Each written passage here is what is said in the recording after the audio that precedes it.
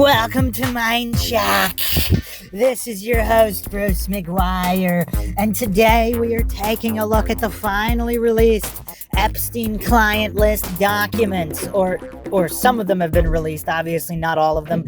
We will be dissecting all of this, what it all means, what it means within the realm of trying to understand how the Cabal works. Obviously, if you haven't checked out Satanic Panic Was Real All Along, check that podcast out on MINDSHOCK. Over 9 hours of documented, proven, and prosecuted cases, as well as those that weren't, but still have a mountain of evidence, regarding satanic ritual abuse and human trafficking, child trafficking, the most despicable acts one can imagine, the lowest of the low, the scum, the powers that be, Epstein, Ghislaine Maxwell, their circle, again, whatever you want to call them, the Illuminati. The powers that be is kind of like a weird title, but it seems to encompass that. Some people call them the elites, and many have a problem with calling them elite, since elite can be a positive term in the sense of the cream of the crop. But when you're talking about the lowest form of scum, I have no problem with calling them elite scum. Like they, as far as scum go, they've basically reached the elite level of being the lowest forms, if they're even human. Again, we can go to the David Icke route. We're going over everything in typical MINDSHOCK fashion with logic and reason at the forefront. If you want to help support the podcast, help logic and reason come back to a world where it is quickly going extinct, both in the spheres of conspiracy theory, coincidence theory, and the cult of authority worship, statists, the statist cult that even defends the lowest form of scum, those that would harm and traffic children, and even pretending that that doesn't exist. And of course, the coincidence theorists have been proven wrong time and time again. The coincidence theorists, the authority-worshipping cultists, what is their track record? Now that we are in 2024, opening the year with a bang, the Epstein documents, or some of them, again, probably a very, very small percentage, we'll also be discussing what that means. So, yes, MINDSHOCK aims to be a beacon in this world of logic and reason extinction. So if you want to help support the podcast, you can donate to our PayPal. Just check the link in the description. Make sure you subscribe to the channel. Hit that bell for notifications. If you're not getting notifications, just like and comment and share more of the videos here on MINDSHOCK. That's how the YouTube algorithm works when it's not shadow banning people. You could also become a YouTube member right here on YouTube. That feature has been glitchy. I think it's all been sorted out, so make sure you're a member on YouTube as well. Help support the channel that way. Like and share Twitter, Facebook, Reddit, and Patreon. Patrons do get priority for case topic, logical analysis, co-podcaster requests. You could also be a guest on the podcast depending on your tier. We do have one very, very important guest coming up within the next few weeks. A very, very astute individual, possibly one of the smartest individuals I have ever interacted with. And this is a patron who will be guesting on the podcast. We'll be doing a lot more guest spots coming up in a plethora of different topics. Of course, got plenty of true crime cases coming up as well, but patrons do get priority on case topic, logical analysis, co-podcaster requests. Questions, comments, theories, thoughts, suggestions, rebuttals, debunkings of any kind, leave them in the comment section. Okay, so before we even get into the names that were named and why and what it all means, we do have to look at the timing. Now, a lot of coincidence theorists, they'll write off not just everything going on, but also when it's going down. They'll write that off as coincidence as well. Now, I don't believe it's accidental or coincidental. Epstein's alleged suicide in 2019, alleged, that actually woke up even the most gullible of coincidence theorists and authority worshipping cultists. Even they, I don't know what it was, but even their skepticism, they were forced to raise an eyebrow. They were forced to. So that could have been some kind of linchpin as well. But what is the timing here? The powers that be, the corrupt cabal, they kind of knew that the Epstein client list wasn't going away. So what are their options? They could continue they could continue ignoring it forever. They could release certain names and not others for certain agendas. Now, that is a curiosity.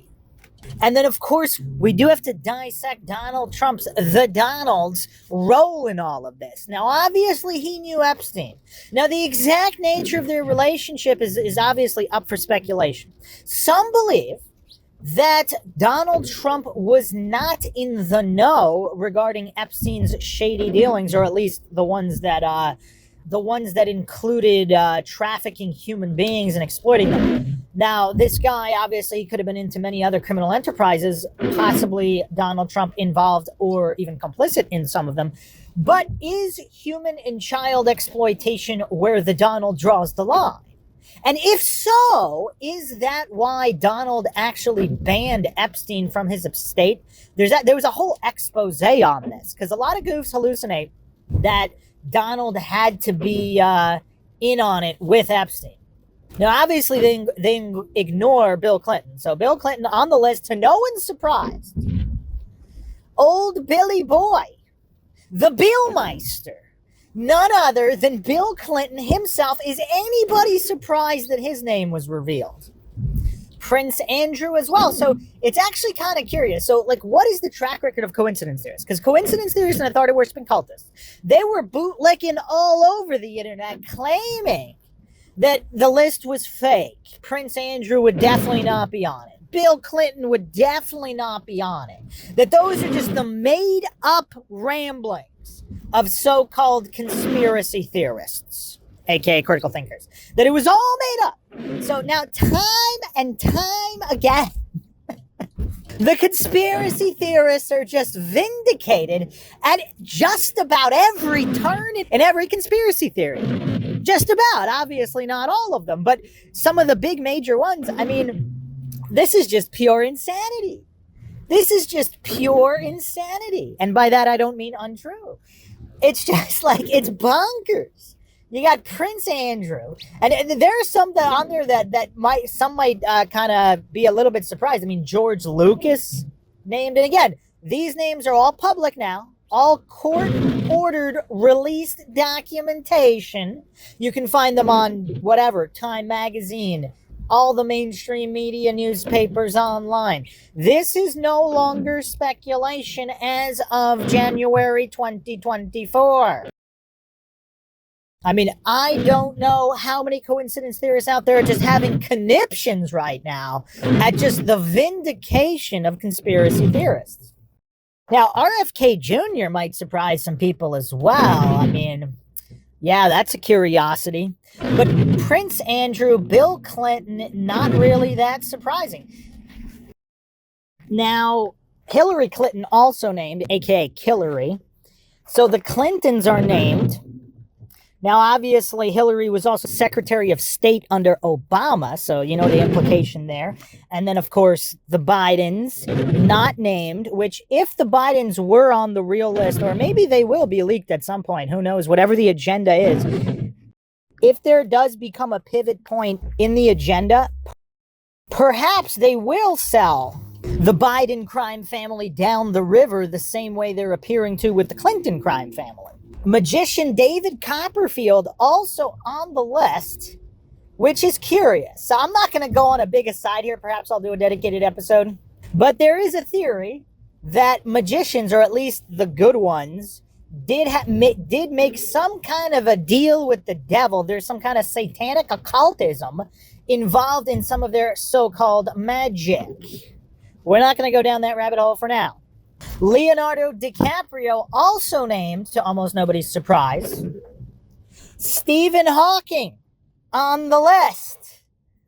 See, this just goes to show that the cabal intermingles. So the lowest form of human scum intermingle in all areas. Because science, so-called science, obviously it's scientism, but what is known as science, what is parroted by the scientism cultists, what is purported to be real science, the religion of scientism, clearly it intersects with these corrupt politicians, just like entertainment, the entertainment world. I mean, pretty much the top of every world seems to intersect with this cabal, and the coincidence theorists will still claim nothing to see here. It's really, really bizarre, just trying to examine the psychology of the Dunning-Kruger crowd, the coincidence theorists, the authority-worshipping cultist bootlickers, who, for whatever reason, think that criminals would not work together, certainly not criminals in the upper echelons of politics, the entertainment industry, the modeling industry. I mean, the overlapping of scum here, and we're just getting started. Al Gore, the climate cultist king himself, former Israeli Prime Minister Ehud Barak, another coincidental name, Michael Jackson, a highly controversial figure. I will be doing a podcast series on Michael Jackson. Marvin Minsky, artificial intelligence pioneer. Kevin Spacey, to nobody's surprise, a long list of allegations in his direction. Jean-Luc Brunel, the French model agency boss. And supposedly he died in so-called suicide, in quotations. Kate Blanchett, that's kind of a surprise for me. Naomi Campbell, slightly less surprising. Bruce Willis. I'm neither surprised nor not surprised. I mean, I don't know. I don't know what to think about Bruce Willis. That's curious. Bill Richardson, former governor of New Mexico. Cameron Diaz. Like, that's another thing, too. Like, does anybody find it weird that's this some kind of intelligence operative, either blackmailing officials or working directly with them? I mean, who knows what the real deal with Jeffrey Epstein is? I mean, we don't really know. And if it's really something that's that dark or that compromising to the powers that be, that means it'll never be known. It'll never be released. So we will be examining the motivations of even releasing these names. Eva Anderson Dubin, former Miss Sweden and the wife of Glenn Dubin. She actually formerly dated Epstein. Glenn Dubin is an American hedge fund manager, allegedly friends with Epstein. Noam Chomsky, so-called political philosopher. That's actually not surprising at all. Chomsky's been a controversial figure for quite some time. Chris Tucker. So here's the thing. So I have to say, like, the coincidence theorists, I mean, they're getting blown out on the scoreboard. Because remember when all of these photos were circulating? Now, maybe the photos are fake. I have no idea if they're fake or not. Of just Chris Tucker flying on the so-called Lolita Express, whatever, involved with Epstein in some capacity, known or unknown. And just the internet was flooded with these Dunning-Kruger goof coincidence theorists pretending and hallucinating that it was all fake. Now, obviously, there's no reason to believe it's real. But these goofs, I mean, this is just the core tenets of being a coincidence theorist, an authority-worshipping cultist bootlicker. You have to pretend to know that it's false for sure. You're not allowed to be logical. You're not allowed to be neutral or objective. You have to pretend and hallucinate. It definitely is not true. And Chris Tucker is definitely not flying on the Lolita Express. So now his name officially leaked. His name on official court documentation. Now, obviously, the coincidence theorists, they might cope and say, oh, well, that has nothing to do with anything. But you know, it's kind of weird. I mean, look at all these other people who are not on this list. I mean, again, that doesn't mean they're not complicit. Maybe they are. Maybe they are on the list, but their name hasn't been released. It's just, it's kind of weird. Obviously, it doesn't directly mean they're 100% guilty, but it opens the possibility, it opens the door to the possibility that they are guilty, or at least they were being set up for blackmail. For example, if Chris Tucker doesn't actually know what's going on Epstein's Island, if this is just some kind of Hollywood elite, island party experience. Now, one could say, is it possible they didn't know what actually went on there? I would say yes, that's possible. I'm not going to fall for any logical fallacies, appeal to incredulity, or anything like that. It's possible some or even most of these people actually didn't know what would happen. And then let's say there are cameras or whatever, videos, photos being taken of these poor trafficked victims putting themselves on these individuals, even if, let's say, these individuals are innocent and they kind of pushed them away and ran away and left. Who's going to believe that if they just have the photos and the videos of at least something, of at least some kind of attempt to, at something? Nobody would believe them. Now they're blackmailed, even if they had no intention of participating in this low level, just bottom of the barrel scum. They had no intention of doing this. They didn't know that this was what went on the island. It's possible.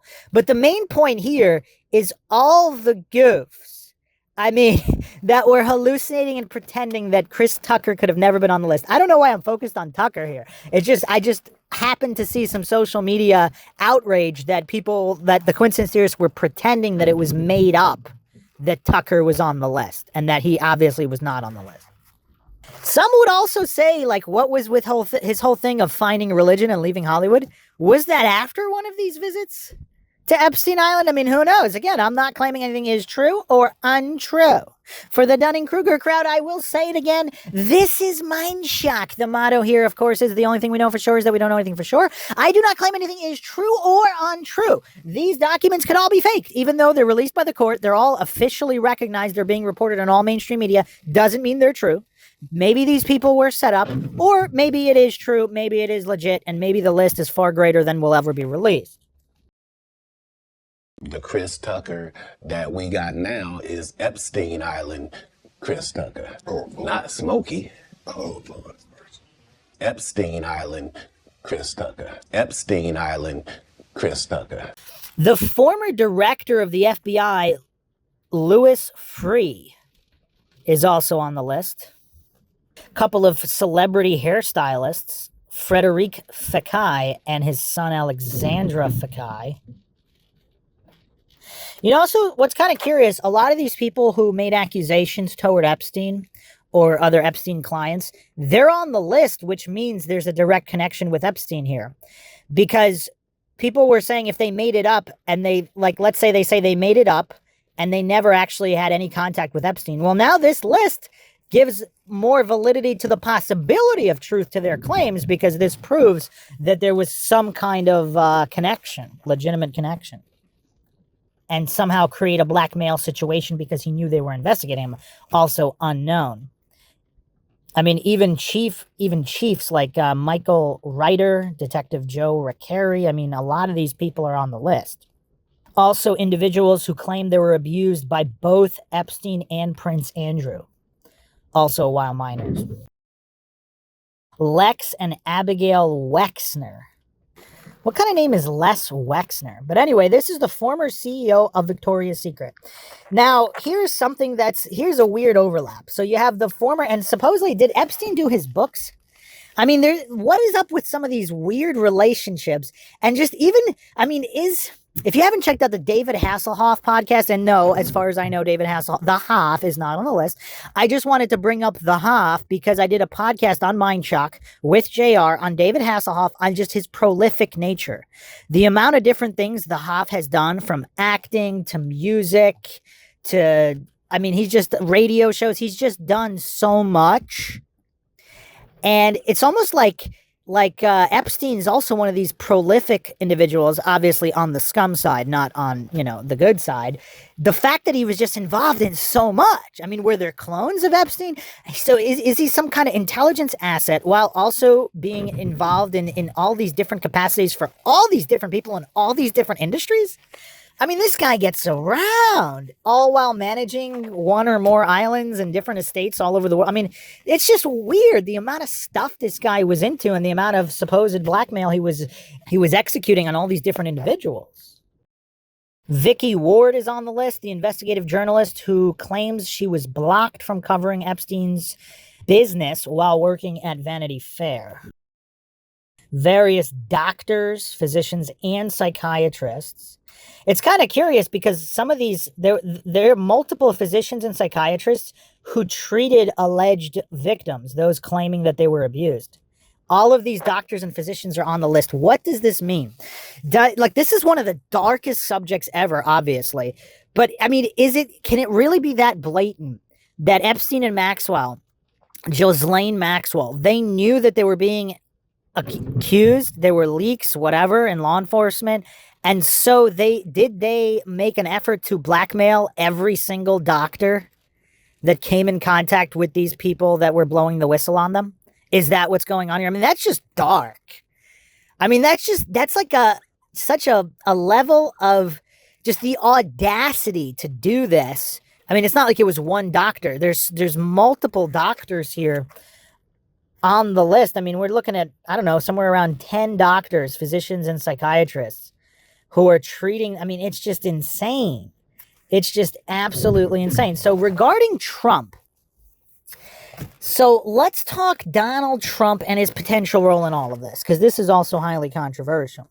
So if Trump's making the statement he's going to drain the swamp, obviously all the corrupt scum in D.C., I mean, you got Republican scum, Democrat scum, they're all scum. Again, I'm not a statist. I don't advocate that, oppressors are necessary for humans to live or any of that nonsense. So if Trump is saying he's going to drain the swamp, it kind of makes sense how both Republicans and Democrats would be after him, because if he's trying to expose all of them. Now, love him or hate him, Trump is responsible for a shift in consciousness. I mean, the awareness of corruption. I mean, another synonym for conspiracy theorist could just be corrupt aware. Someone who's just aware of corruption, because coincidence theorists maintain that there could possibly be some small scale corruption, but their feeble minds can't they're too mentally weak to consider the possibility that there's wide scale corruption, that there's real criminal scum out there who don't always work alone, and they can be involved in political fields like Epstein, etc. On your show is your allegation that government officials are aiding in pedophilia, child trafficking, and the grooming of children, right? Well, you mean like what Jeffrey Epstein did with the Clintons?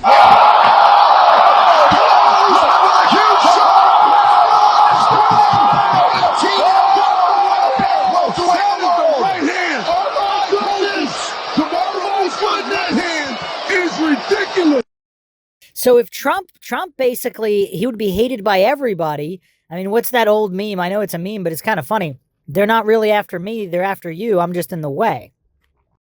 Now, without even taking that at face value, like, would he really put himself in the way? I don't know. And is he being used as a useful idiot by the string pullers, by whatever you want to call them, New World Order, the Illuminati, whatever? If he's being used by the string pullers without knowing it, then he was just put in this situation. He might have honestly been trying to do some good. I mean, we all know that he's the only president in modern history who didn't initiate genocide and the bombing of children.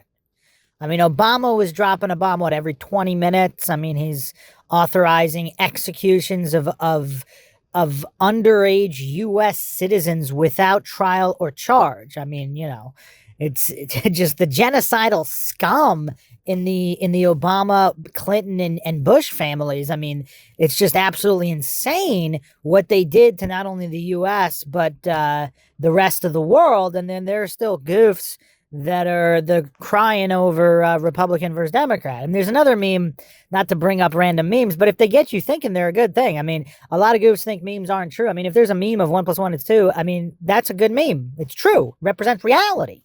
And memes can be good even if they don't necessarily represent reality. But if they get you to think, logically, brain exercise, that's a good thing. I mean, why would anybody think that's a bad thing? I mean, if it's a fallacious meme, then that's another matter. But there's another meme. It's not the left versus right. It's the state versus you. And that's a good one, too, because obviously statism, the deadliest religious cult in history, the hallucination that governments are necessary, that oppressors are necessary to boss people around, and their scribbles actually mean something if they have mercenaries that are going to enforce the scribbles. Obviously, not even really. We go down that rabbit hole. But yeah, so if it's not really left versus right, the state versus you, I mean, Donald Trump is the outsider. I mean, you could call him an elitist in terms of, billionaire, some kind of real estate tycoon mogul who did travel in the upper echelons. Maybe he is part of the club and all controlled opposition. But if he's not, it kind of does make sense how everybody would go after him. And what's curious, of course, is his Epstein association. Is it possible when he found out what Epstein was really into? Because we do have overlaps of these circles. You have Wexler, Victoria's Secret, beauty pageants with Trump, and then Epstein around the whole thing and trafficking people. You have these overlap of all these circles. Is it possible Trump maybe, like, let's be realistic. If Trump is involved in criminal enterprises, like a lot of real estate moguls are, perhaps he was doing something shady, non-trafficking wise with Epstein. And when he found out about what Epstein really did in terms of trafficking, he severed all ties, banned him from his estate, etc., etc. And there's all documentation on that as well.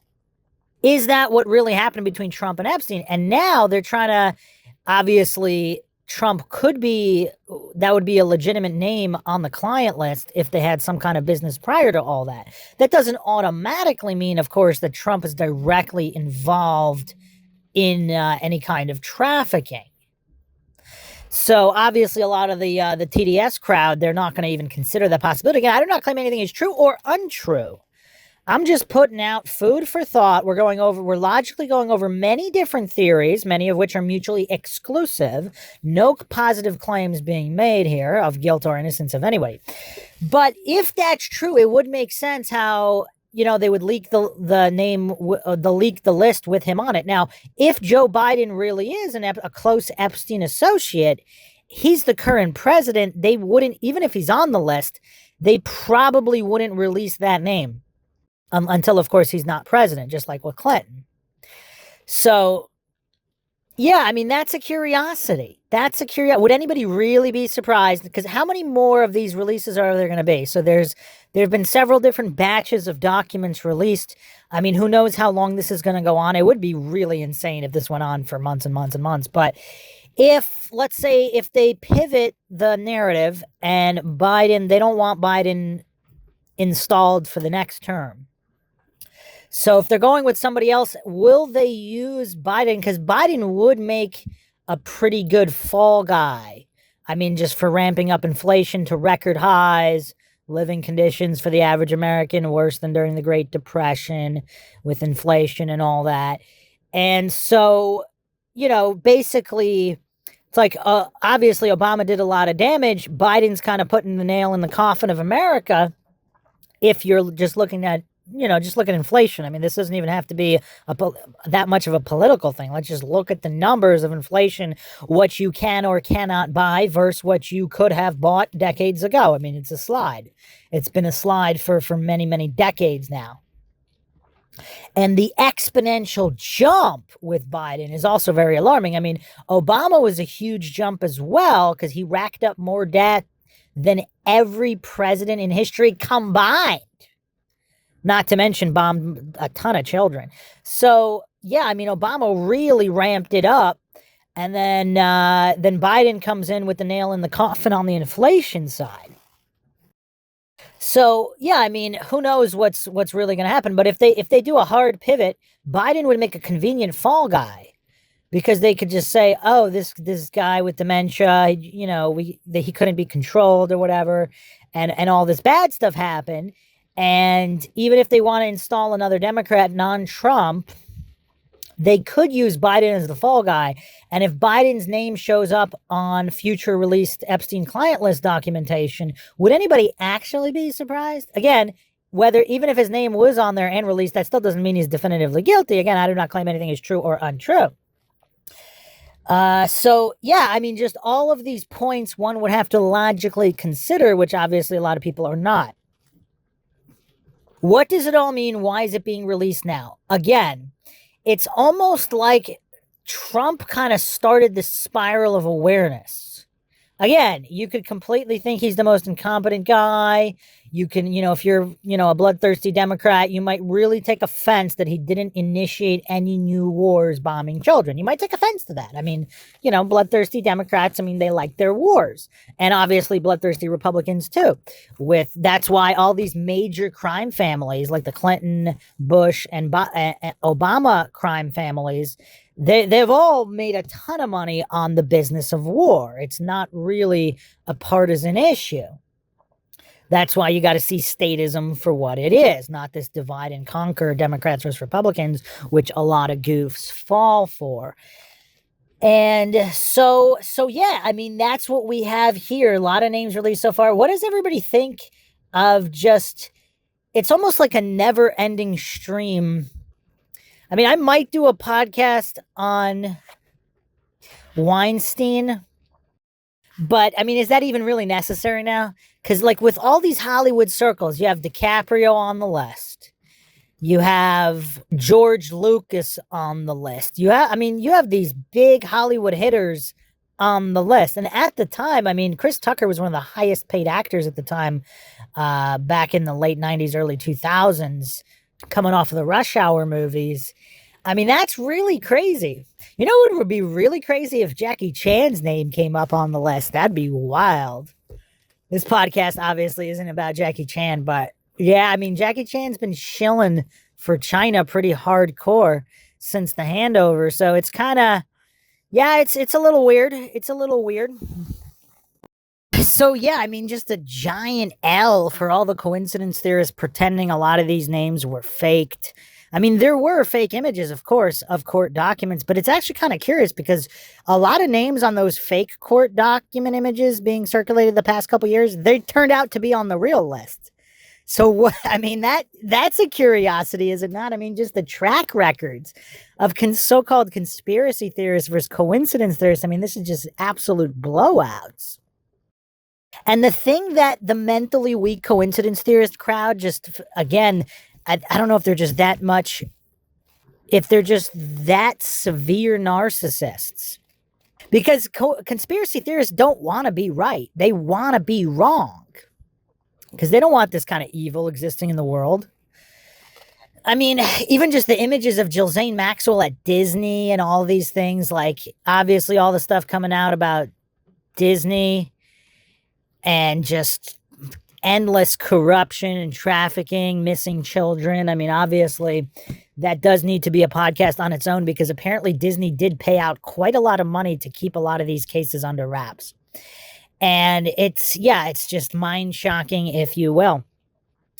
So we'll see what further documents are released and whose names are on them. And again, just because their name's on the list doesn't mean they're guilty. And obviously here on MINDSHOCK, I do not claim anything is true or untrue, even if it is claimed that in the documentation. But yeah, it's just quite mind-shocking. I mean, some people thought that the list would never be released. I mean, I wasn't really in that boat because this is what usually happens. There's some kind of semi-release where they release some of it almost as if to try to prove that the entire thing isn't corrupt, that the entire government isn't 100% corrupt. Not that, I don't know if anybody would even claim that. I mean, you could probably find good people in everywhere, just not too many. But yeah, it's a lot of curiosities, but one would have to be quite naive to think that this isn't part of some calculated effort for a specific agenda, as if to throw a certain amount of people under the bus while protecting many others, obviously overlapping with Trump and all these other crime families, these political crime families. But yeah, I mean, is anybody really surprised about the Clintons, the Clinton crime family members, Bill and Hillary being on the list? Anybody surprised about Al Gore? I mean, George Lucas is a little bit weird. I mean, I have to say that one probably caught me off guard slightly. Most of the others, not so much. But again, that doesn't mean they're guilty. That could mean they were innocent and being set up. Again, none of these timelines are truly verified, not to mention, I mean, we really don't know a lot of documentation, too. That's kind of another weird thing. They're flying on Epstein's plane, private jets. Now, people of this stature, you would think there would be fake lists, right? Or pseudonyms used. I mean, wouldn't you think that? And yet, no? I mean, the whole thing is fishy on so many levels.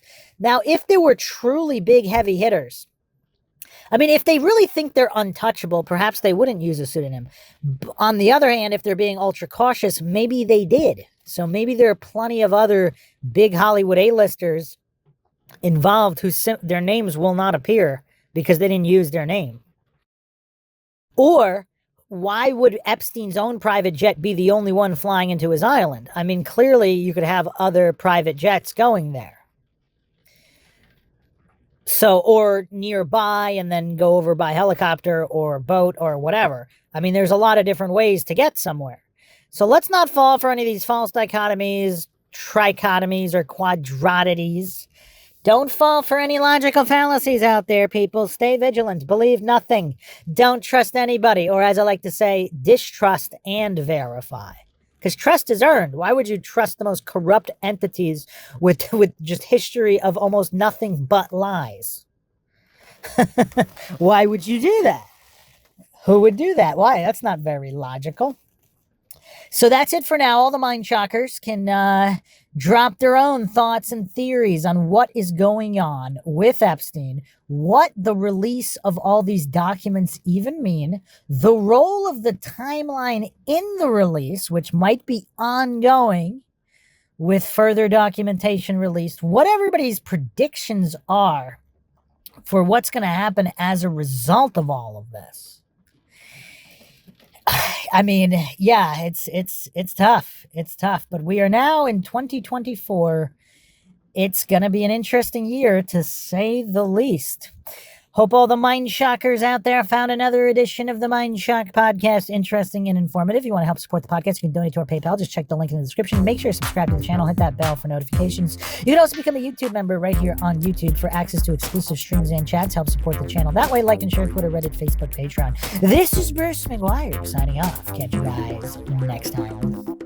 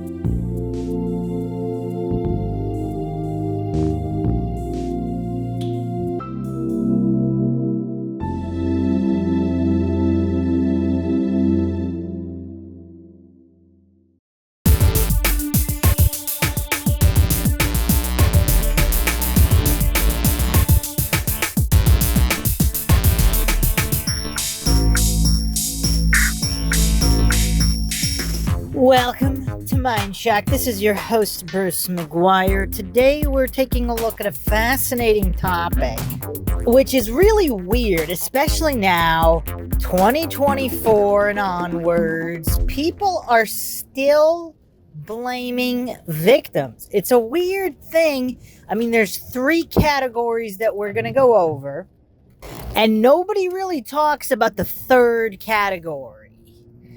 And I will be doing so, as well as touching upon the Epstein case, of course, which I've been doing a dive into the documentation, big series upcoming. There's a lot of problems here with this case. There's a lot of problems with the victims. There's a lot of problems with everything, but it's just weird to me that people still make excuses for literally the most corrupt scum in the world. It's really weird. It's really weird. We'll be getting into why, different possibilities in typical MINDSHOCK fashion with logic and reason at the forefront. As always, if you want to help support the podcast, help logic and reason return to a world where it's quickly going extinct, you can donate to our PayPal. Just check the link in the description. You can also become a YouTube member right here on YouTube. Help support the channel that way. Make sure you're subscribed, like and share, Twitter, Facebook, Reddit, Patreon. Patreons do get priority for case topic, logical analysis, podcast requests. You could also be a guest on the podcast depending on your tier. Questions, comments, theories, thoughts, suggestions, rebuttals, debunkings of any kind, leave them in the comment section. Okay. So, let's go into the 3 categories. And there's a lot of conflation going on, obviously. So, category 1 of victims of various crimes, assault or otherwise. Category 1 are the people who are simply telling the truth. Category 2. The people who are lying and making false accusations. Now, obviously, this hurts real victims more than anybody. So, obviously, this is a huge problem. But for whatever reason, Category 3 is not talked about. Category 3 are people who are either partially lying, partially telling the truth, or they're flat out lying, but it's about guilty people. And those guilty people might not be brought to justice if not for the awareness brought by this Category 3 type of victim, in quotations, so to speak. Now, obviously, accusing innocent people is unconscionable, cannot be defended in any way.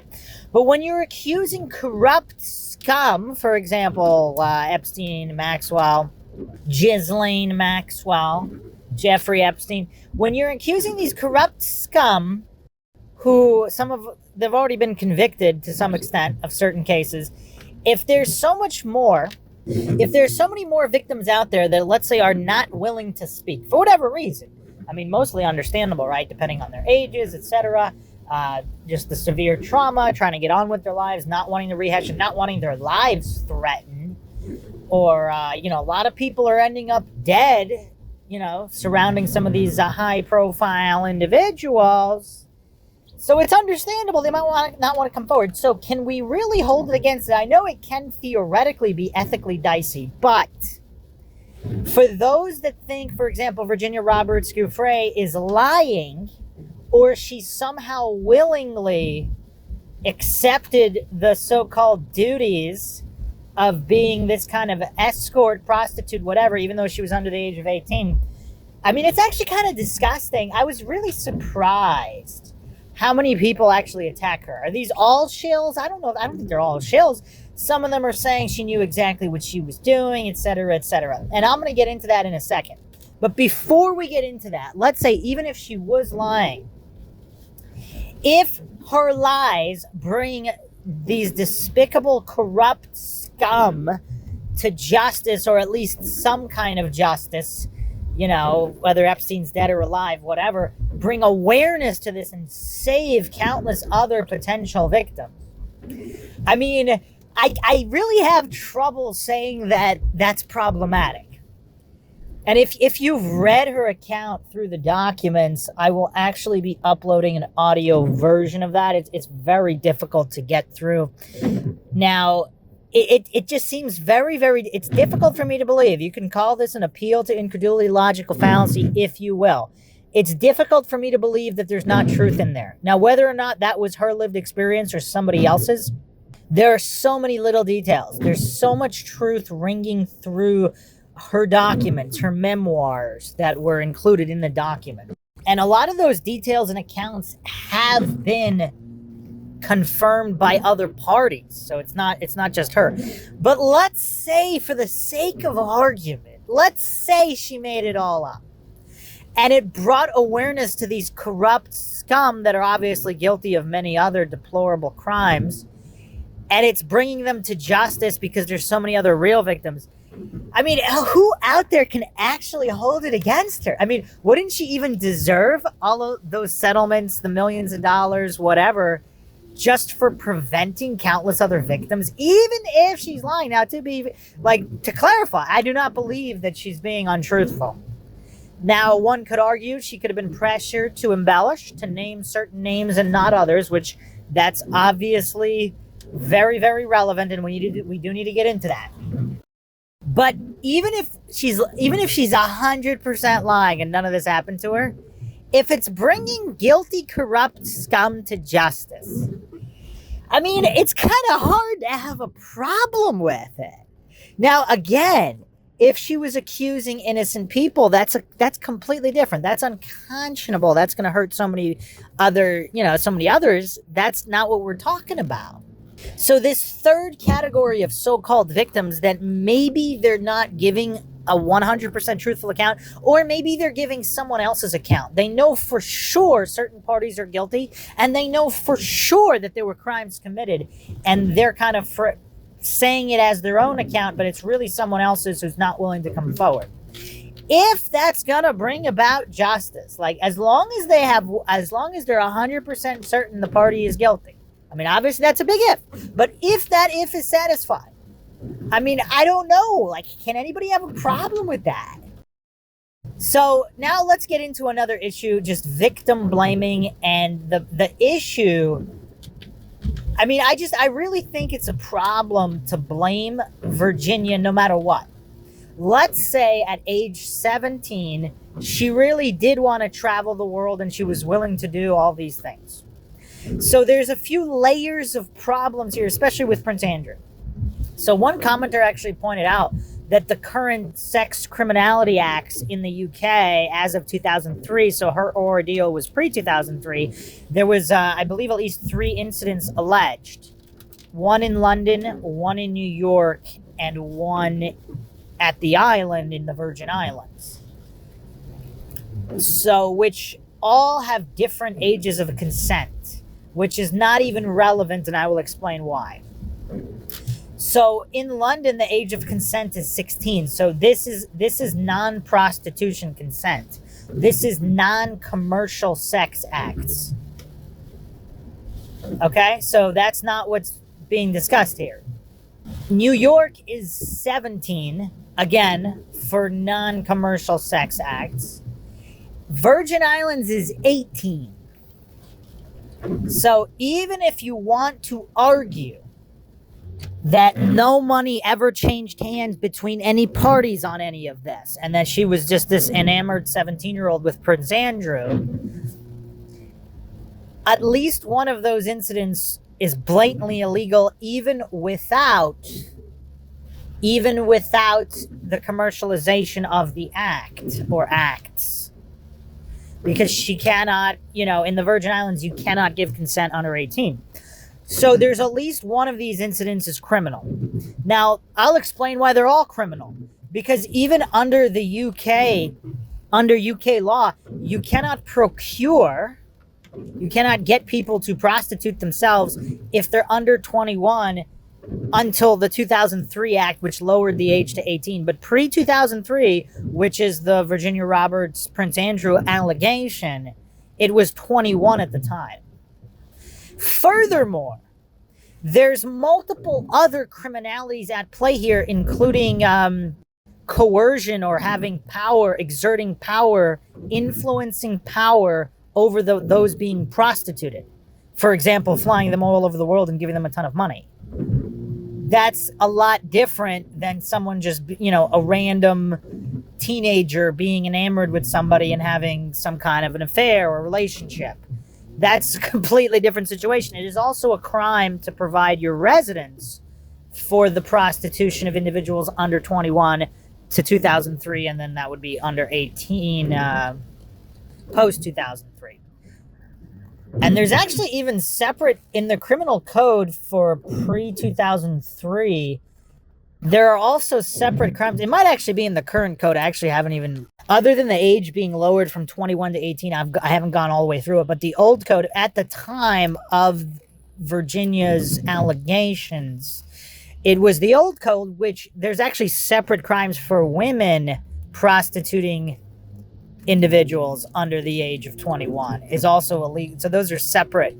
It's almost like, which, I mean, I'll get into this on the, which, you know, obviously a woman taking advantage of a girl is a little bit of a different situation because it's almost like even more sexist because obviously there's a certain innate instinct to be afraid of strange men, whereas a woman like Ghislaine Maxwell, some of the lowest form of scum, to kind of exploit her own gender to do this. That's actually a separate criminality in the UK code pre-2003. So yeah, all of these things. So even disregarding all of that, which obviously can't be disregarded, Virginia's situation is completely different, and just the almost the dismissal of like she knew what she was doing, et cetera, et cetera. To me, it's really disgusting because, I mean, obviously at surface, it's disgusting, but it's furthermore disgusting because this is not a random 17-year-old. She actually could have been 16 from the first incident. I don't remember. But she's not even a 16, 17-year-old who doesn't have a history of abuse and being trafficked. So she was supposedly trafficked. And keep in mind, she named names. There's public records of the convictions.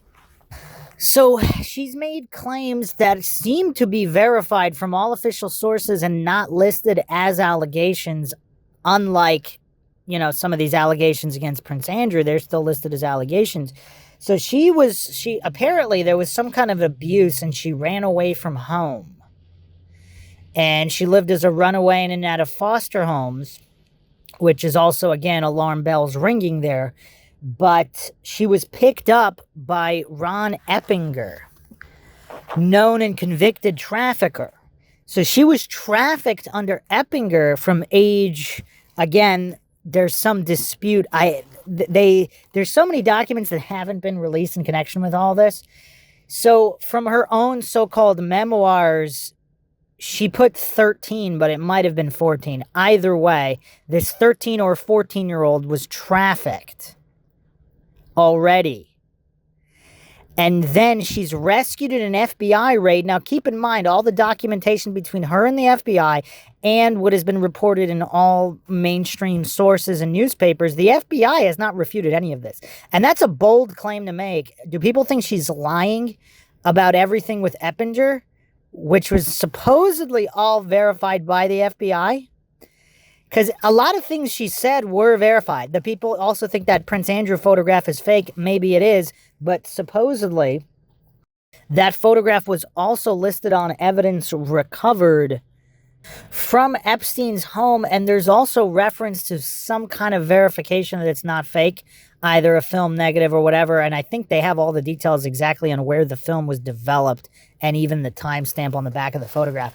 Again, this is all very difficult to verify, but she could have, if this was all fake with Eppinger, this could have all been easily discredited. I'm going to go into this on the Epstein series because this is all very, very critical, I believe, to understanding the big picture. Because what nobody is talking about with Virginia Giuffre is she was trafficked for months. Then she's rescued in an FBI raid, so she's trafficked either at 13 or 14 until age 15. And she's rescued in an FBI raid. There's some kind of an issue with her mother, which obviously, I mean, people are still kind of digging into that. It's kind of crazy how little information about her mother is out there. Because her mother's also listed in the documentation, in the Epstein list, just the list of names and all the documents, not once, but twice, and it's unclear what the references are. So again, just the countless unreleased documents might have a clue there. I'm actually going to drop a big mind shock here because to me, this is one of the most mind shocking parts of her story that literally nobody is talking about. Like, this needs to be yelled from the rooftops because this is such a major red flag that could be a far deeper rabbit hole than anybody could have imagined. First of all, is it accidental that she was trafficked by Eppinger? Now, Eppinger, also supposedly a buddy friend of Jeffrey Epstein. What are the chances? Now, I don't know where Trump fits in all this because Virginia's father works for Trump at Mar-a-Lago. She's there as some kind of locker room attendant, whatever. What are the chances that none other than Ghislaine Maxwell walks up on her at Mar-a-Lago mere months after she's rescued in an FBI raid in bed with some adult scumbag? So she's trafficked from Eppinger, rescued by an FBI raid. Mere months later, Ghislaine Maxwell, close associate, right-hand woman of Epstein, which some believe she was actually the actual ringleader. We'll be getting into that later, not on this podcast. But either way, the procurer for Epstein, buddy with Eppinger, just so happens to walk up on Virginia Giuffre mere months after being rescued in an FBI raid. Now, there's also, I mean, if you read her memoir, I mean, it's just so tragic and heartbreaking. I mean, it took me a while to get through it because I had to do it in bits. It's just so heartbreaking. I mean, it's just, the human nature of it. It is so human. The way she describes it, it's not some kind of melodramatic, oh, crying every day, this is so terrible, it's happening to me. The way that she describes justifying the lies, both to herself, just everything. It's so human, and people are not taking into account that people only know what they know based on what's around them. This is pre-widespread internet. Like, if you're in an Amazonian tribe and you think it's perfectly normal to whatever gut turtles and eat them live, that's what you're going to do. You're not going to think it's weird. So this is a young girl. She wasn't even going to school at the time. Trafficked, unless you think it's all fake, but I don't know why. The FBI continued their corroboration. They made statements. It's unclear why they wouldn't dispute the fact that she was rescued in an FBI raid. Also, supposedly, as has been reported in multiple newspapers, the same agents that rescued her were in contact with her many, many years later. So, and at least one of them was named, I believe. So, I don't know if people want to claim that that's all fake and made up and it's all part of some kind of weird, vast conspiracy. I don't know. But if we're assuming that all is true, because none of that has come out, if that was all fake, you would think Epstein, who put out these large rewards to kind of discredit all of these victims' stories somehow, you would think that something could have came of that, even if it was fraudulent, to try to discredit that aspect of her story. Nobody's trying to discredit that. I mean, they're saying photos of Prince Andrew are fake. Nobody's discrediting the fact that she was rescued in an FBI raid from Eppinger or whoever he was selling her to at that moment. So, yeah, I mean, to ignore the fact that her world was shaped into where she thought that this was the way the world ran. Everybody's ignoring that and looking at through everybody's that criticizing her, they're looking at it through their lens as an adult, knowing that this is all evil filth. She only has her intuition, which she describes very well. I mean, there's even a suicide attempt. I mean, there's a lot in there, unless you think she's lying about everything. But either way, the descriptions there lend credibility, and just anybody who understands basic psychology would know this, instead of criticizing her and saying she knew what she was doing. I mean, yeah, she's smiling in the photograph. She was brainwashed into thinking that that's the way the world worked, and that's what she had to do. Even though, obviously, she knew it was wrong in general in terms of self-worth and all, but that's the way she thought the world worked. So that's an aspect of it that everybody is ignoring, and it's kind of disgusting. It's kind of disgusting to ignore that and victim blame her. And also the context that she was already previously trafficked as an extremely young teen. There's no 13, 14, 15-year-old who can give consent. So she's already been through that severe trauma, and then she gets out. Obviously, there's some kind of issue with her mother. The dark theories are, of course, that her mother somehow had her trafficked or sold her in some capacity. I'm not claiming that in any way. This is MINDSHOCK. I do not claim anything is true or untrue. The motto here, of course, is the only thing we know for sure is that we don't know anything for sure. But there was an issue. There's some kind of issue with the mother. She doesn't want her in the house. So she's at a government facility where, and the other thing that nobody talks about, which is absolutely unconscionable, supposedly a friend that she had called while she was with Eppinger, they were actually monitoring his phone lines, and they knew that he had her. They knew that there was a trafficked minor. They did not rescue her. They simply kept tabs on her for months until the raid. Anybody else have a problem with this? I mean, that raid should have been day one. That should have been day one, as soon as they were made aware by the friend that she called. Again, I don't know if these specific details have been verified. This was what was in her memoir in the documentation. Again, the FBI have not refuted any of this. So, yeah, it's kind of weird. It's kind of weird. I guess that you could say they were building a bigger case, but that doesn't matter. You don't leave a minor in harm's way. That's completely different than some kind of consenting adult in some kind of consensual situation. This is completely different. So that's not only unconscionable, but now, why is everybody leaving this context out of the fact that, yes, a 16 or 17-year-old age of consent in London would have been 16 at the time, and still today, that had some kind of situation with Andrew, even if it was consensual, how can you ignore the context that this is a previously trafficked 13 or 14-year-old at that age? How can you leave that out of the equation? That's kind of what I don't get. Because, like, even if you think she's lying about everything post age 17 or whatever, you're looking at somebody who is completely brainwashed, coerced, and taken advantage of. Her worldview is warped at this point. Not to mention, she's still a minor, regardless of the age of consent. She's still not 18. But even if she were 18, I mean, let's say she was 25. I mean, that's still not the same as a non-trafficked young teen making that decision with Prince Andrew. And again, once you add in the commercial aspect of it and money changing hands, completely different ballpark. But it's just weird. How can anybody? I mean, there's just I can't believe that people are actually going after Giuffre for this and criticizing her, victim blaming, etc. It's one thing to say she's lying, but it's a completely other thing to say, okay, she's not really lying, but she knew what she was doing, and she consented to all this in exchange for money and a lavish lifestyle. How can somebody who was trafficked at a young teen, completely brainwashed, coerced, warped with all of this degeneracy, just this vile filth that she was put through? And there's literally comments from people saying, oh, when I was 17 in college, if I consented, I would have known what I was doing. It's totally on her.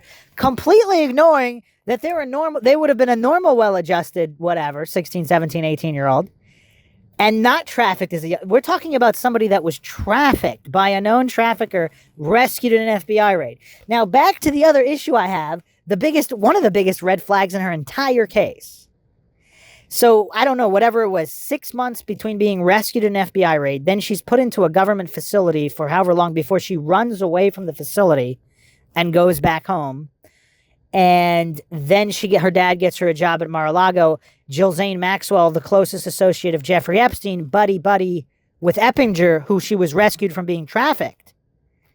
I mean, what are we talking here? 6 months apart? Does anybody find this weird?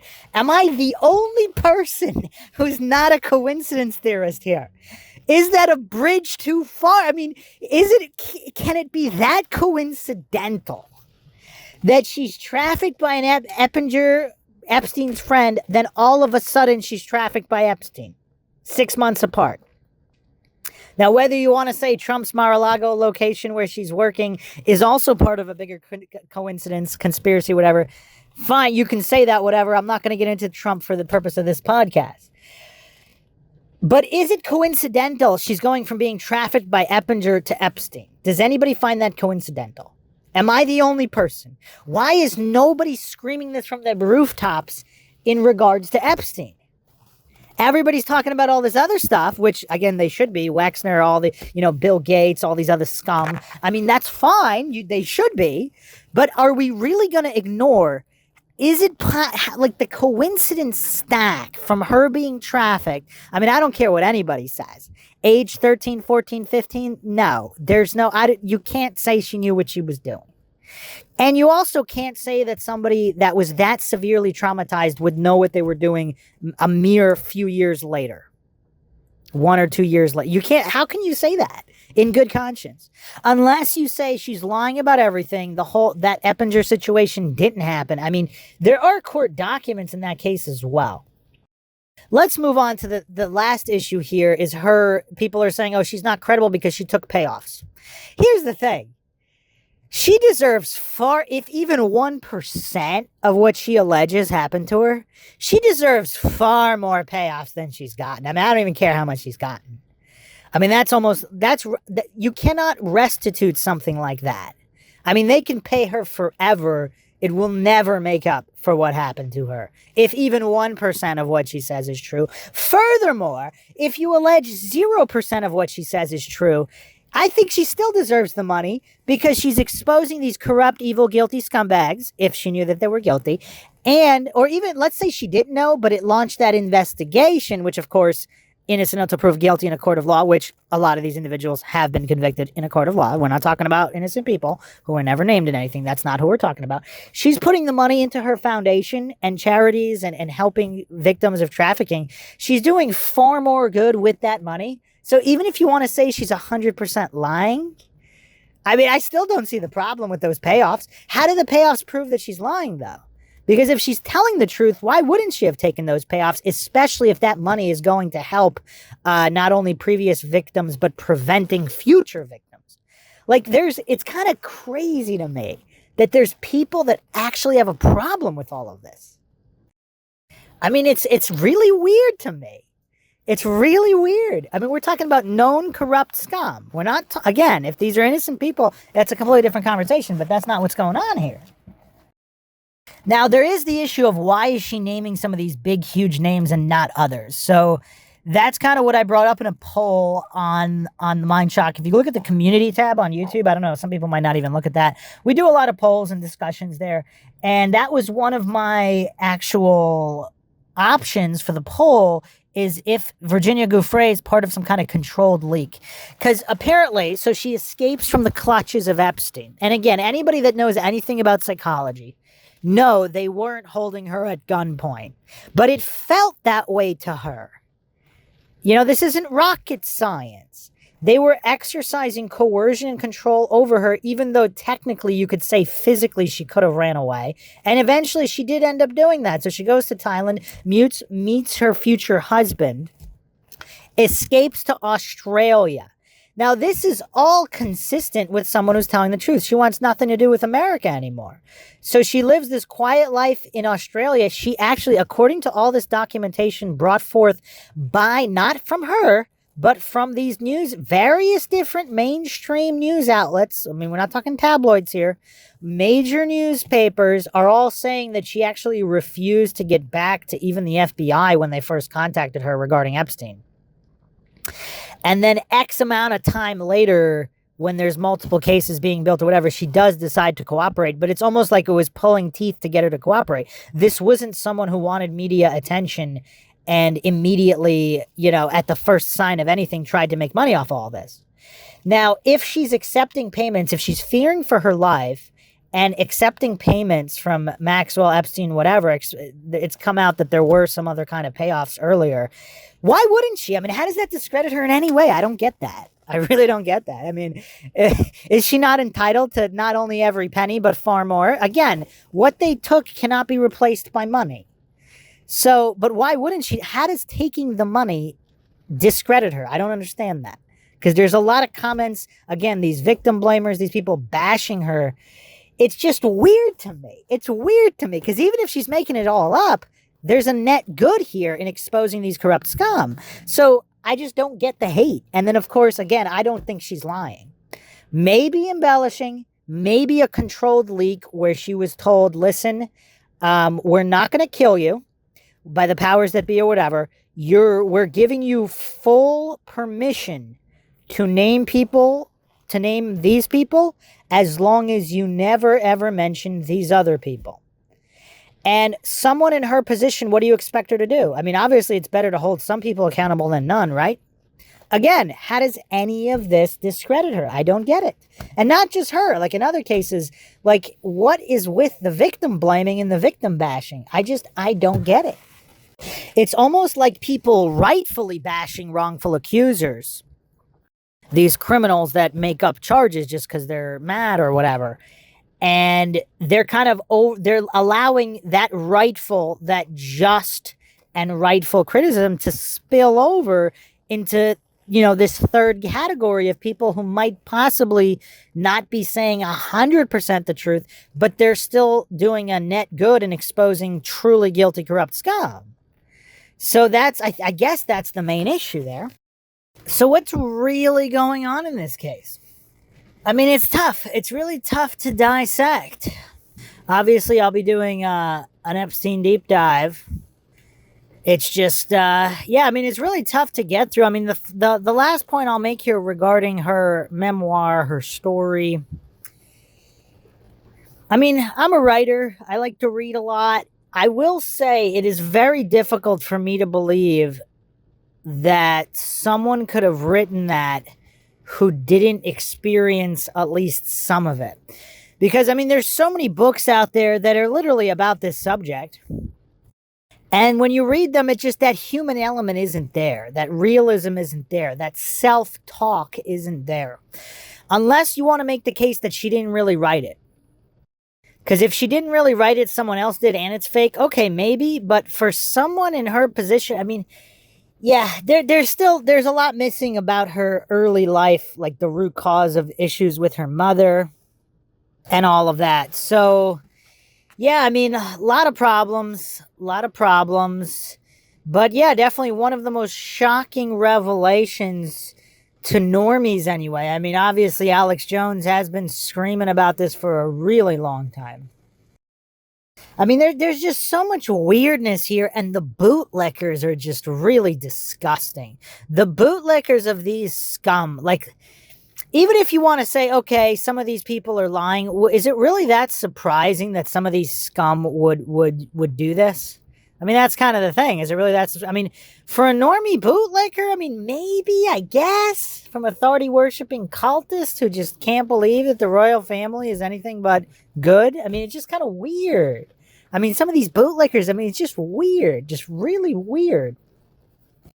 Obviously, the cognitive dissonance just might be too much for a lot of these Dunning-Kruger goofs to kind of just to fathom. I mean, it's just, obviously, it's so dark that, rich people engage in this. But on the other hand, like, you do have to take a step back and say, are you really that surprised that these rich, corrupt, criminal scum running in these circles, that they wouldn't want young prostitutes, drugs, or whatever criminal element? Like, it's kind of weird. On one hand, is this really all that shocking?